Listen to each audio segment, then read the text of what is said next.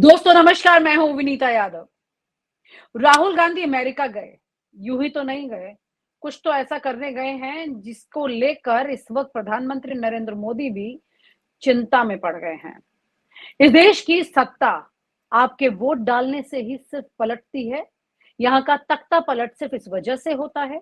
तो इस मुगालते में मत रहिएगा आप, क्योंकि यहाँ की सत्ता पलटने में बहुत बड़ा रोल है अमेरिका का। और राहुल गांधी का अमेरिका जाना यूं ही नहीं है। राहुल गांधी वहां पर क्या करने गए हैं और किस तैयारी से गए हैं, जिन जिन से मिल रहे हैं, उनका क्या रोल है, यह आपको समझने की बहुत ज्यादा जरूरत है। राहुल गांधी की तैयारी इस वक्त आने वाले उस वक्त की है जिसमें वो नरेंद्र मोदी और अमित शाह के रातों की नींद खराब करने वाले हैं।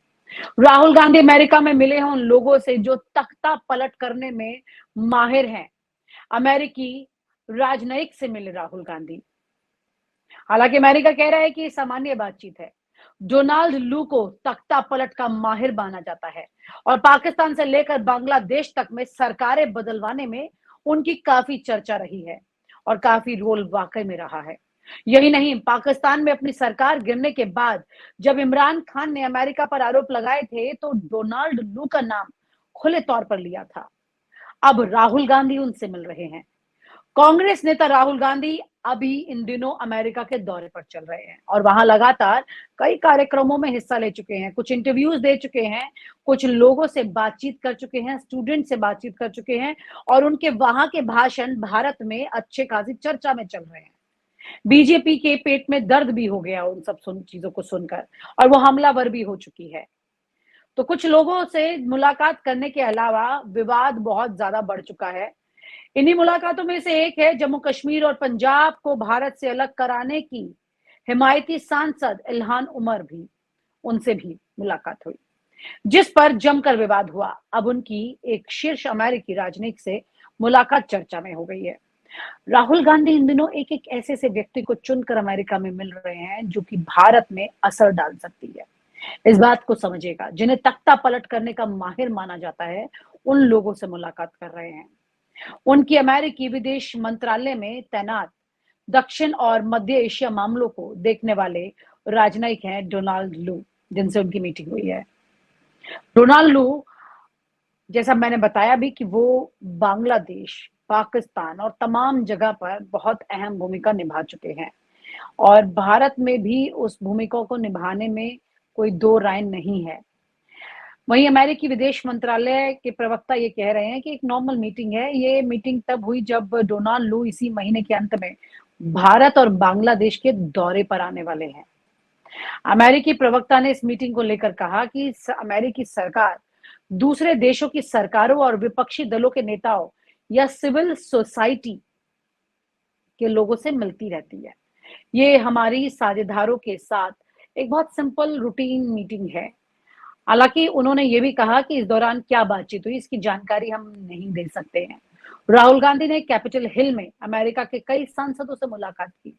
उसके अलावा भारतीय समुदाय के भी कई नेताओं से वो मिले। राहुल गांधी ने इस मुलाकात की एक ही तस्वीर भी शेयर की है, उसका वीडियो भी सामने आया है। उन्होंने लिखा है, राहुल गांधी ने, कि वॉशिंगटन डीसी के रेबर्न हाउस में अमेरिकी सांसदों से मिलना खुशी की बात रही।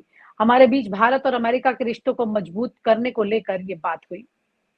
हालांकि इन मुलाकातों का कोई भी वीडियो कांग्रेस की ओर से जारी नहीं किया गया। राहुल गांधी की मुलाकात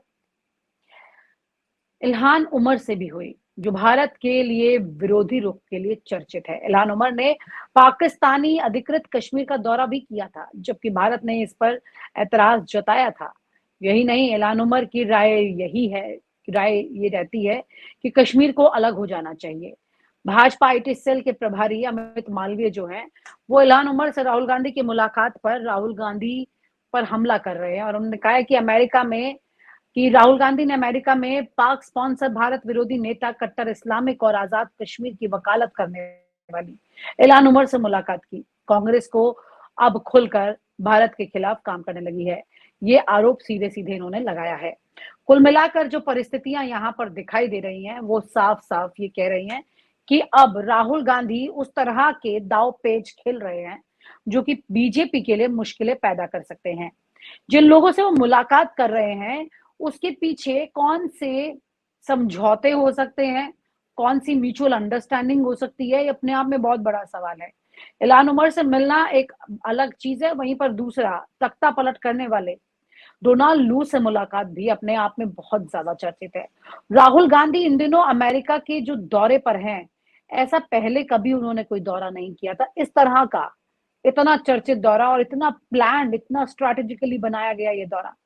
चर्चाएं ये भी आ रही हैं सामने कि राहुल गांधी ना सिर्फ इन लोगों से मिल रहे हैं, बल्कि अब वो इस बात पर भी काम कर रहे हैं कि किस तरह से जो कॉरपोरेट जगत अभी तक मोदी के साथ खड़ा था, अब उस कॉरपोरेट जगत में भी भेद किया जाए, उसमें भी छेद किया जाए और राहुल गांधी उसको कैसे अपनी स्ट्रेंथ बना सकते हैं, क्योंकि राहुल गांधी खुद कॉरपोरेट जगत के अच्छे खासे विरोधी बन चुके हैं।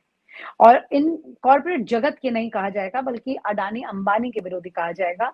बाकी कॉरपोरेट जगत का नाम उन्होंने कभी लिया नहीं है। तो कॉरपोरेट जगत के बाकी लोगों को ताकत देने का काम वो इस वक्त कर रहे हैं। बड़ा सवाल ये है कि राहुल गांधी ये काम करके इस वक्त कौन सी स्ट्रैटेजी पर चल रहे हैं। मैं आपको याद दिला दूं, इस मुलाकात का जिक्र कई बार आपसे कर चुके हैं, क्योंकि अमेरिका की बात हो रही है। तो अमेरिका की ही बात को लेकर चुनाव से पहले, लोकसभा चुनाव से पहले जब हमारी मुलाकात हुई थी राहुल गांधी से, तो उन्होंने ये कहा था और मैंने उनसे इस पर सवाल भी किए थे। उन्होंने कहा था कि अमेरिका ने मुझे इनडायरेक्टली ये बता दिया है कि इस बार मोदी ही प्रधानमंत्री बनेंगे।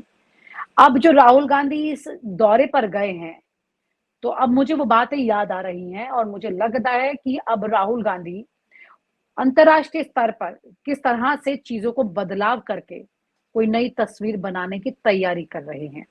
राहुल गांधी यहाँ पर ये जानते हैं कि कैसे अब उनको राष्ट्रीय स्तर पर भारत जोड़ो यात्रा में अच्छी खासी ख्याति मिलने के बाद, चर्चाएं होने के बाद, कैसे उनको अंतर्राष्ट्रीय स्तर पर खेल खेलना है। एक एक करके कदम बढ़ रहे हैं राहुल गांधी।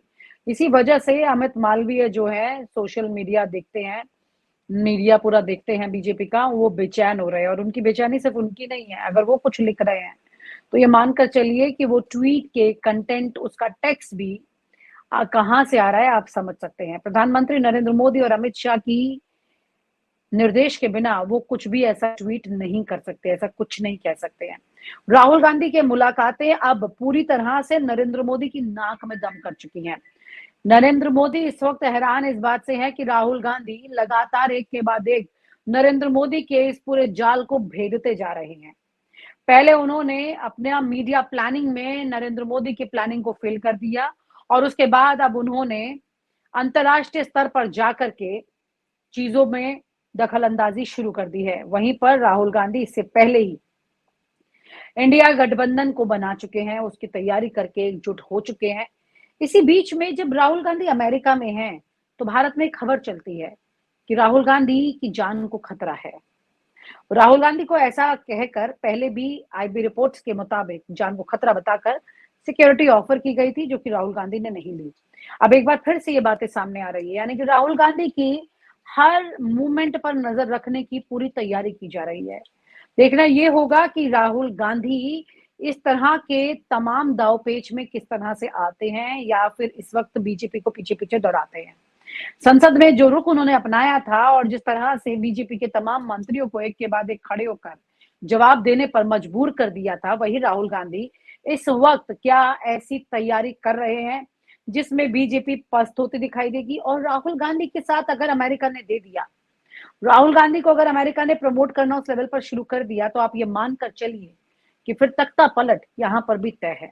उसके लिए डोनाल्ड लू की कितनी जरूरत पड़ेगी, ये तो राहुल गांधी इस मुलाकात में क्लियर कर ही चुके होंगे। लेकिन उसके अलावा भी बहुत कुछ है जिसको वो साध रहे हैं। लेकिन वहीं दूसरी तरफ राहुल गांधी के लिए तमाम तरह की चिंताएं और परेशानियां सामने आकर खड़ी होने वाली हैं, जिसमें ये है कि अंतर्राष्ट्रीय स्तर पर जो भारत की स्टैंड है, खासतौर से देशों के बीच की संधियों को लेकर, उसमें राहुल गांधी का क्या रुख रहता है। क्योंकि जैसे वो अमेरिका गए और उन्होंने सिखों को लेकर के बोला है, उसके बाद से भी ये चर्चा हो रही है कि सिख समुदाय जो अभी मोदी से नाराज है, वो राहुल गांधी के साथ कितना खड़ा होगा, ये देखना होगा। और जो आपसे बहुत ज्यादा नाराज हो चुका है, उसको मेलो डाउन करके धीरे धीरे उससे अपनी बात मनवाना और फिर सत्ता पर काबिज हो जाना, या सत्ता पर काबिज होकर के इन सब के साथ में एक संधिपूर्ण रिश्ता बना करके चलना, जिससे कि कोई भी देश के खिलाफ ज्यादा ना जा सके। अगर राहुल गांधी स्ट्रैटेजी पर आ जाते हैं जो कि कभी उनकी दादी अपनाया करती थी, तो ये मानकर चलिए कि राहुल गांधी यहाँ पर वाकई में एक बड़ी विनिंग की तरफ चल रहे हैं और यहाँ पर दिल्ली की नींद उड़ना लाजमी है। और आप हमसे जुड़े रहने के लिए सब्सक्राइब करें YouTube पर, फॉलो करें ट्विटर पर और लाइक करें Facebook पर। और ज्यादा जानकारी के लिए आपको टाइप करना होगा सिर्फ न्यूज नशा।